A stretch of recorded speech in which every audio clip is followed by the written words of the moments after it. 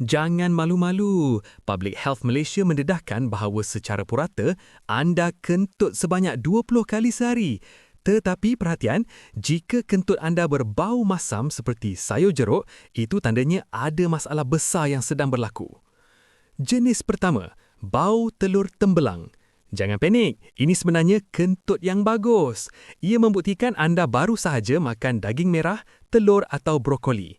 Bakteria usus anda sedang bekerja keras mengurai sebatian sulfur. Ini adalah bukti sistem penghadaman anda berfungsi dengan sihat. Tetapi, jika anda terhidu bau masam yang menyengat atau lebih teruk, bau busuk seperti bangkai tikus, itu adalah jeritan minta tolong daripada usus anda. Ini bermakna karbohidrat gagal dicerna dengan sempurna. Ia sedang menapai dan membusuk di dalam perut anda, malah mungkin terdapat jangkitan parasit. Bagaimana pula dengan kentut yang berbunyi meletup tetapi langsung tidak berbau? Haha, jangan risau. Itu hanyalah udara yang anda telan kerana makan terlalu laju atau kesan daripada minuman bergas.